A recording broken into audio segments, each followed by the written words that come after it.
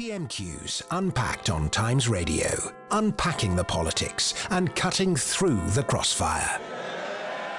Order, order. I call Matt Chorley. I'm Patrick Maguire. It's that time of the week when we go live to the House of Commons to pause the action and explain what is going on between Boris Johnson and Keir Starmer. I'm joined this week by Patrick Maguire, Times Red Box editor. Patrick, how are you doing? I'm very well. It's good to be back in your big chair in the studio, Matt. You're in the big chair in the studio. I'm in the big chair at home, but that's fine. We can still watch along and enjoy it together. We should just say, Patrick, before we go to PMQs, your Red Box emails had a bit of a makeover. It has. It is, and it looks beautiful. I recommend everyone goes to the times.co.uk/redbox to get an altogether more elegant read than ever before. In your inbox. Elegance. Every day. Elegance is definitely the word that I would use. It's very switchy. Unlike its ungainly author, of course, but you can't have everything. Yeah, if you want to get Patrick in your inbox every morning, you can sign up at the times.co.uk/redbox. Right, Patrick, what do you think is going to come up at PMQs today? Obviously, it's been a big week for Keir Starmer, shaking up his front bench team. Will this herald a new punchier Keir Starmer at the dispatch box, do you think? I would be very surprised if Keir Starmer didn't pick up the gauntlet that Yvette Cooper and Wes Streeting, his new Shadow Home Secretary and Shadow Health Secretary, laid down to the government yesterday, which was a demand for those pre-departure tests, a more beefed up COVID border regime. Obviously, in the last 20 minutes, we've had the leak of SAGE papers talking about how valuable those pre-departure COVID tests would be for catching the variant and criticising the government's current day 2 testing regime. So I'd be very, very surprised if Keir Starmer didn't go hard on that. And interestingly, I picked up on this in this morning's Red Box email. Labour's rhetoric on Christmas is markedly different to what their rhetoric around Freedom Day in July was, right? At that point, they were sort of half-heartedly saying you should extend restrictions. Now they're saying the public deserves a great Christmas, having endured so much hardship and misery over the past 18 months, and it's now on you. So it'll be interesting to see whether Keir Starmer can, channel his, personality, shall we say, into that party-loving line. Well, there we are. Can Keir Starmer rebrand himself as a party animal? Let's find out as we go live to the House of Commons. It's question number 1 from Keir Starmer.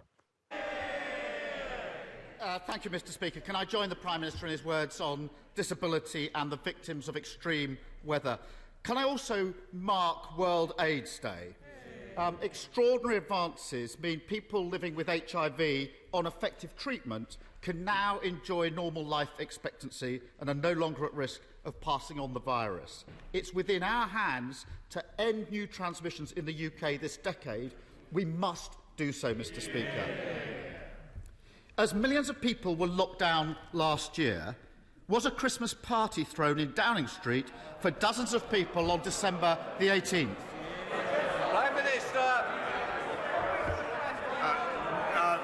Mr. Speaker, what I can tell the right honourable gentleman is that all guidance was followed completely during number 10. And can I recommend to the right honourable gentleman that he does the same with his own Christmas party, which he's advertised for December the 15th, to which unaccountably he's failed to invite the deputy leader, Mr. Speaker. So we should explain, Patrick, this is a story on the front page of the Daily Mirror today. I was a bit confused by it because it took me a bit of unpacking that it actually referred to a Christmas party held 12 months ago. Yeah. With a leaving do for a senior ally and a Christmas party, which actually, I mean, at what point does a group of people standing in a room listening to a leaving speech turn into a party? Yes, and that's the Downing Street line. All rules were abided by at all times, which isn't a denial of the substance of the Daily Mirror story that 40 to 50 people piled into one of those pokey rooms in Downing Street, in inverted commas, cheek by jowl. But as you say, there is probably a degree of ambiguity in the rules there. What's interesting about that line of attack from Keir Starmer, and it'd be interesting to see where this line of questioning ends up, I suspect we might hear more about sleaze, is that it picks up that familiar theme that Keir Starmer has prosecuted with varying degrees of success, the one rule for them, one rule for the other. And he's hitherto struggled to turn that into a compelling story about the government's competence or lack thereof. But let's see whether he can. Is it really true, Patrick, that Keir Starmer's having a Christmas party to which Angela Rayner's not invited? Well, I mean, every single member, lest I, invite listeners into the sausage machine that is Westminster journalism, every single member of the Parliamentary Press Gallery is invited to this party on the 15th of December in the Labour leader's office. Warm white wine with Keir Starmer and Rachel Reeves. Angela Rayner's name was not mentioned on the invitation, but it should be said that, in the old days, the deputy leader has always hosted their own Christmas drinks.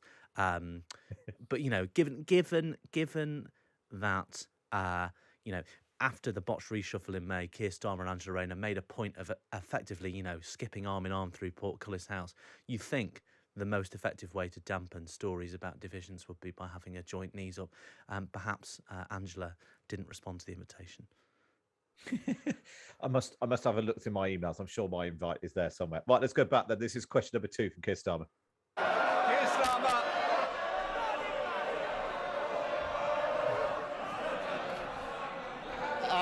Nice try, but that won't work. Mr. Speaker, the defence seems to be no rules were broken. Well, I've got the rules that were in place at the time Prime Minister of this party. They're very clear, Mr. Speaker. You must not have a work Christmas lunch or party. Does the Prime Minister really expect the country to believe that while people were banned from seeing their loved ones at Christmas last year, it was fine for him and his friends to throw a boozy party in Downing Street? Prime Minister. Mr. Speaker, I've said what I've said about number 10 and the events of 12 months ago. But since he asked about what we're asking the country to do this year, Mr. Speaker, which I think is frankly a more relevant consideration. The important thing to do, Mr. Speaker, is not only to follow the guidance which we have set out, but also when it comes to dealing with the Omicron variant, to make sure that, as we've said, that you wear a mask on public transport and in shops, Mr. Speaker, and that you self-isolate if you come into contact with somebody who has Omicron, Mr. Speaker. And above all, what we're doing is strengthening our measures at the borders, but particularly, and I think this will be very valuable for everybody to hear, get your booster, Mr. Speaker. I know the right honourable gentleman is eligible for his booster. I'm not going to ask him, Mr. Speaker, since I'm forbidden to ask him questions, but I hope very much that he's had it. Well, I can tell the Prime Minister I've had mine. Keir Starmer. Lindsay Hoyle there, never missing a chance to stick his all in. We should point out, actually, looking at the front bench, even Jacob Rees-Mogg has a mask on today, which has not been the case in previous weeks, Patrick Maguire. And Rachel Reeves is wearing a very heavy-duty sort of industrial mask. There's been lots of discussion about the merits of cloth masks versus sort of medical ones. So the mask mandate seems to be working in the House of Commons. If you can get Jacob Rees-Mogg to wear a mask, then the Prime Minister's doing something right. Do you think this is going to land, this trying to go back to something that happened at a Christmas party a year ago, Patrick Maguire, when most people are thinking about their Christmas parties this year? I mean, it's not Bernard Castle, is it? Would be my one sentence assessment of the viability of this attack. Obviously, it's all grist to the mill in terms of the attack Keir Starmer wants to cut through in terms of the broader message he's trying to get across the electorate. But I don't think this is going to set many pulses racing down at the... Actually, I was going to say down at the Pineapple in Kentish Town. They'll love this, the Pineapple in Kentish Town. Keir Starmer's local. But, in the Dog and Duck in Uxbridge, in outer London, I can't imagine many people will do anything but shrug at this, to be frank. And actually, the thing that's come up, particularly in all the focus groups we've done for the last 18 months on Times Radio, is Keir Starmer's reputation is for harking back to old stuff, Mr. Hindsight, and trying to turn the clock back and pick fault. I mean, this is like the worst possible example of that. But maybe it's all part of that, one rule for them, one rule for everyone else attack. And it certainly is. It certainly is. And, come the inquiry, I'm sure... the stories like this, and the Matt Hancock story, his philandering in the Department for Health while other people were banned from hugging their relatives is of a piece with this. But the merits of the the merits of the story and the truth of the story, as we've discovered over the past year, is that doesn't have a straightforward relationship to public interest, and the public's interests are not always directly linked, are they? Let's go back then. This is question number 3 from Keir Starmer. Mr. Speaker, the Prime Minister says we should concentrate on what he's asking the country to do. We're asking the country to follow the rules. Now, the Prime Minister doesn't deny there was a Downing Street Christmas party last year. He's not denied it. He says no rules were broken. Both of those things can't be true, Prime Minister. He's taking the British public for fools. And as for following the rules, Prime Minister, it might be good just to look behind you when it comes to the question of masks. As ever, one rule for them, another rule for everybody else. Mr. Speaker, at the last election, the Prime Minister promised to build 40 new hospitals. 40 new hospitals. Page 10 of his manifesto. With waiting lists so high, Prime Minister, it's a very, very important commitment. Now, the Cabinet Office and the Treasury have checked on progress, and it's reported that they've reached a damning conclusion. I know the Chancellor would have seen that. They've concluded that the project needs a red flag because it's unachievable. Prime Minister, is that true? Prime Minister. No, Mr. Speaker. We're getting on with...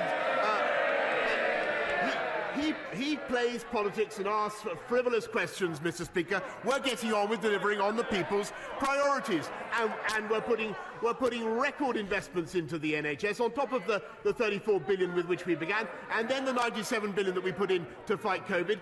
We, Mr. Speaker, are helping to build another 40 new hospitals with an injection of 36 billion pounds of investment, Mr. Speaker, which that party voted against.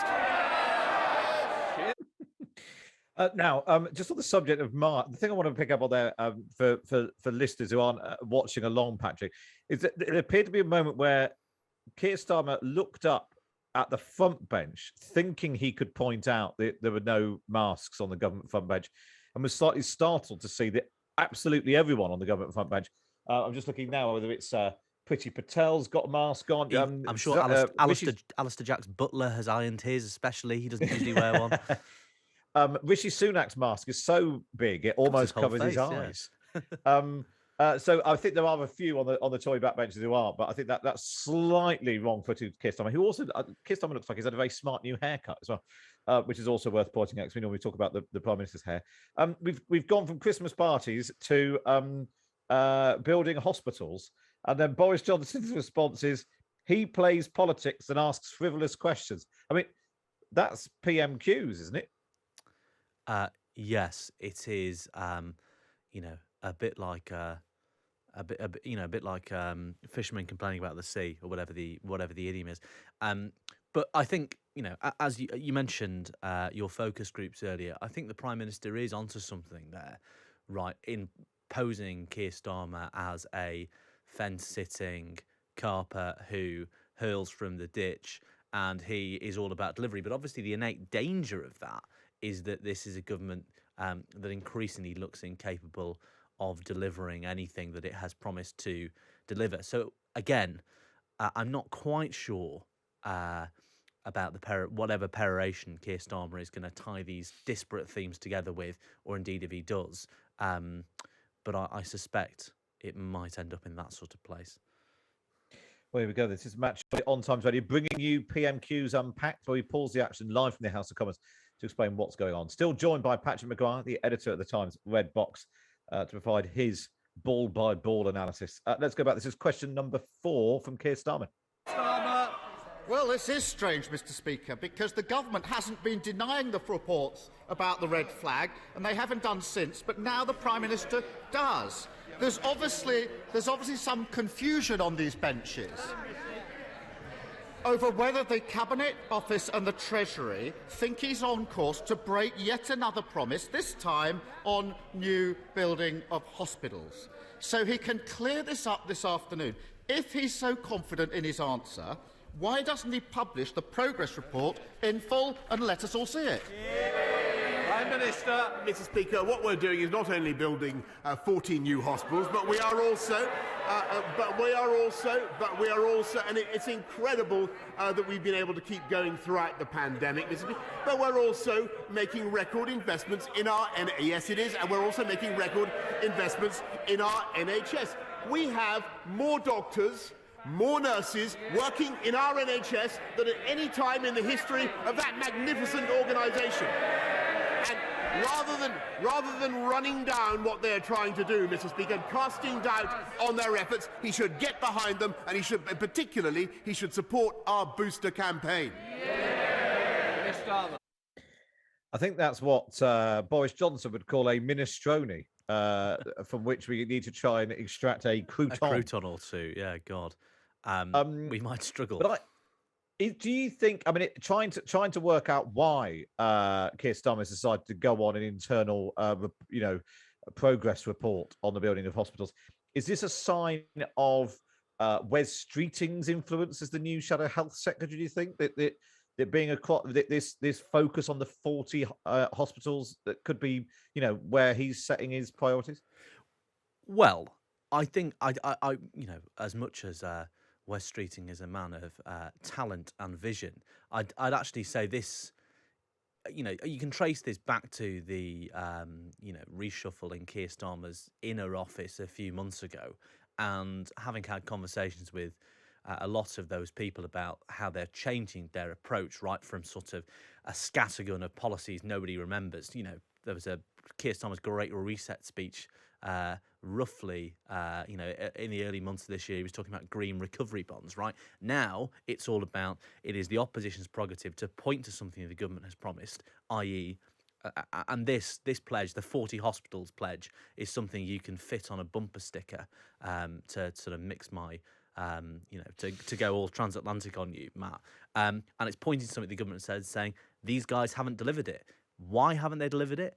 And this is the bit that isn't quite working at the moment, I think. And that might be down to Keir Starmer's rhetorical abilities / limitations as a communicator. It's why haven't these guys done the thing they said they were going to do to you when you voted under considerable personal anguish for the Conservatives for the first time, Jeff in Bishop Auckland? It's because while you were, watching Tiger King on your daughter's Netflix for the 5th time, they were having a party when you couldn't go down the pub. You know what I mean? But I don't think we're quite getting that broad sweep of the argument yet. It's a really interesting thing, that, and I suppose. And the thing that comes up in our focus groups all the time is the benefit of the government still seem to get a lot of benefit of the doubt. There's a bit less of it in our group this week, but over previous months, there's definitely some of that sort of residual there. And I suppose there's also a thing about how long it takes to build. I suspect on building new hospitals, you get a bit more benefit of the doubt than you do on some of the more immediate things that the government might have issued pledges on. But you're right. Sometimes there's something about the cream on the cake, or the cherry on the top of the cake.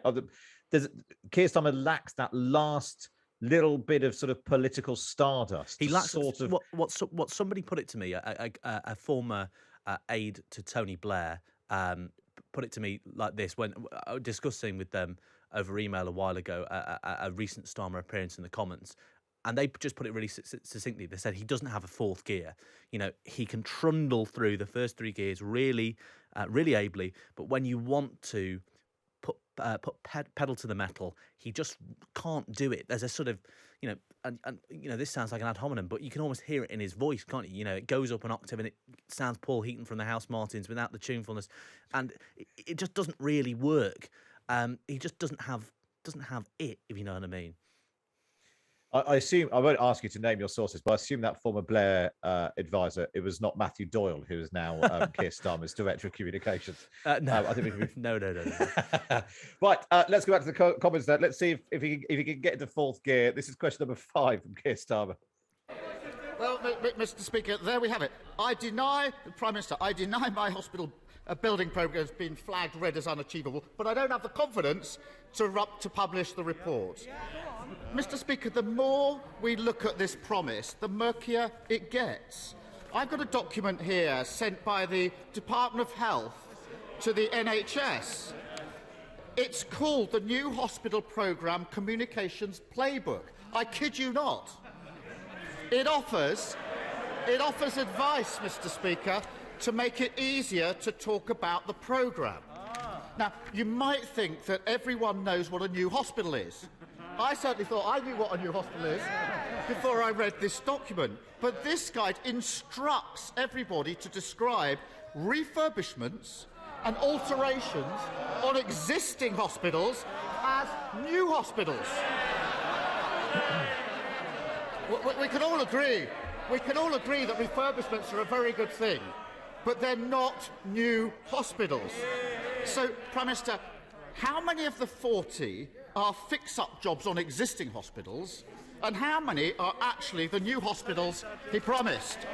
Prime Minister, Mr. Speaker, you obviously don't always go around building on greenfield sites. What we are doing is massive.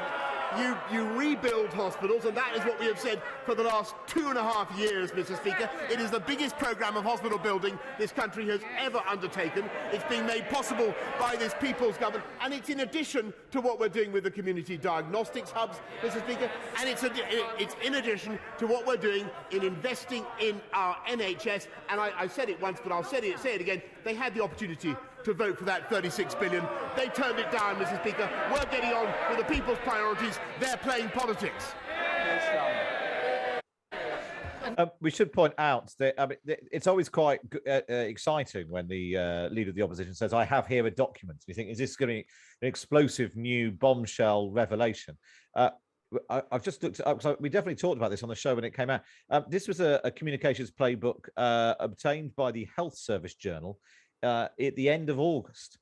So it has been knocking about for a while. But yeah, this is the thing which basically says you could call major refurbishments, or even just a new wing of an existing hospital, you could call a new hospital. But it still strikes me as a slightly interesting topic for Keir Starmer to go on. It is. And it's a gamble for Keir Starmer. He's gambling on the Prime Minister's gamble not paying off. It's the fundamental gamble of Boris Johnson's premiership, at least the first parliament, his first full parliament. Rachel Wolfe, who was one of the people who wrote his manifesto, wrote a good piece, I think, for Conservative Home a couple of months ago on this theme, which is and the question she sought to answer was, what does Boris Johnson need to deliver in terms of levelling up by 2024 or indeed 2023 for voters to say, yeah, things are changing? And the answer is basically hanging baskets. So she said, if there are hanging baskets on your high street that weren't there before, things look cleaner, there are visible signs of dynamism in the local economy, things are being built that weren't there before, refurbishments are happening to shops that were boarded up and now full of life, right? That will be enough. That's the government's calculation. That will be enough. Spades in the ground will be enough for voters to say, look, Boris is delivering on what he promised. We're coming out of a pandemic and now he's getting to work. Ditto these new hospitals, right? In inverted commas. It's a bit like when we say, oh, is the Prime Minister lying about these new hospitals? Will a voter presented with a cancer ward, a children's ward, a refurbished Victorian infirmary, or a shiny new plate glass extension to their local hospital, providing services that weren't there before, will they say, well, hang on, we didn't have those services there before. That is, my experience of the hospital is different to how it was before.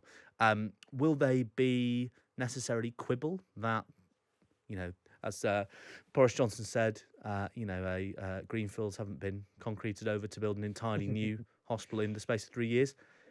It's a question worth asking, and I think Labour are perfectly entitled to push ahead at that, particularly given how totemic the issue of local hospitals are, particularly for the sorts of small towns. Every Tory MP, indeed the Tory candidate in North Shropshire, is talking about A&E services or shuttered hospitals. But I don't know. The hanging baskets theory of re-election is one I find quite compelling. And Keir Starmer the other thing about the 40 hospitals is nobody is expecting 40 hospitals for them. It's a national thing. It's a good sort of national battleground question. But I'm not going to get 40 new hospitals near me. So you're right. If my hospital has a spruce up or as a new wing, the hospital will be better than it was before. So yeah, it's interesting exactly. how that. I think the example we should hold close to our hearts, if you'll let me go into a niche for 30 seconds, is the example of Dr. Richard Taylor, right? Labour MPs constantly bang on about who were there, constantly bang on about the improvements to the NHS between 1997 and 2010, waiting list / whatever. But in 2001, a doctor called Richard Taylor won election in Wyre Forest as an independent because they'd shut down Kidderminster, or threatened to shut down Kidderminster Hospital against the backdrop of a massive Labour landslide, right? That is the theory we need to, it's not the 40 new hospitals, it's the hospital in the marginal constituency that matters electorally. We always like a 30-second niche. Thank you for that, Patrick McGrath. Let's go back. We've got the last question now. Question number 6 from Keir Starmer. No wonder so many Tory donors paid so much for that wallpaper last year. It probably told me it's building a new flat. It's the same old story from this Prime Minister, week in, week out, defending the indefensible and broken promises. His mates were found to be corrupt. He tried to get them off the hook. Downing Street throws parties during lockdown. He says, not a problem. He promised there'd be no tax rises. Then he put up tax. He promised to be a rail revolution in the north. Then he cancelled the trains. He promised no one would have to sell their home for care. Then along came his working class dementia tax. He promised 40 new hospitals, and even if you count the paint jobs, his own watchdog says he can't deliver it. Isn't this the truth, Mr. Speaker, that any promises from this Prime Minister aren't worth the manifesto paper they're written on? Mr. Speaker, the right honourable gentleman dribbles on irrelevantly about wallpaper and parties, playing politics. And by the way, on that, I'm told that when the deputy leader and shadow secretary of state for the future of work was told that she wasn't invited, she denounced it. She denounced it as idiotic, childish, and pathetic. Mr. Speaker, they're getting on with factional. They're getting on with factional infighting. We are delivering for the people of this country. Today, cutting tax for the lowest paid people in this country. As a result of our universal credit changes, 1.9 million families getting £1,000 more in their pay packets this year. The biggest programme of rail infrastructure this century, Mr. Speaker. 3 new high-speed lines, and we're fixing social care. They have no plan whatever, Mr. Speaker. And don't forget, their resort to absolutely every problem is either to take this country back into lockdown or to open up to uncontrolled immigration, Mr. Speaker. That is their approach. We are delivering on the people's priorities, and we have more people in work now as a result of the balanced and proportionate approach that we are taking than we had before the pandemic began. And if we listened to him, Mr. Speaker, if we listened to Captain Hindsight, we'd all still be in lockdown. And that is the truth. Well, there's a bit of a greatest hits on both of them there, Patrick Maguire. There's part of me that thinks it's quite good when Keir Starmer tries to pull together lots of threads. The risk is that every PMQs ends up being the same. So he goes through,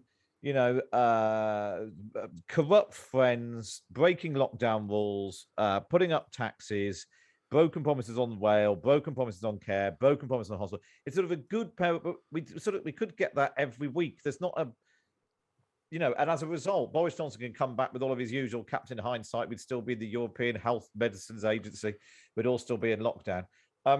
It's a bit one note. There's not a huge element of surprise from Keir Starmer. Well, not for saddos like you and I, Matt, who tune into this every week. But I suppose what Labour have lacked under Keir Starmer is a sense of mission.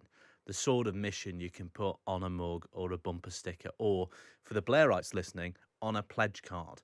And even if this peroration is one note and we get it every week, that's what Labour has lacked.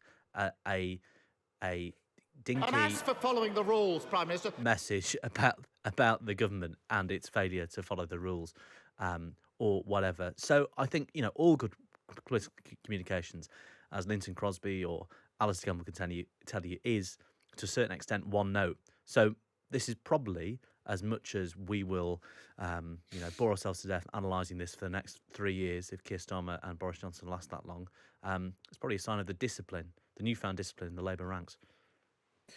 There we are. That's not a reason not to join us every week, every Wednesday at midday, of course, to pick our way through PMQs. The jokes are good.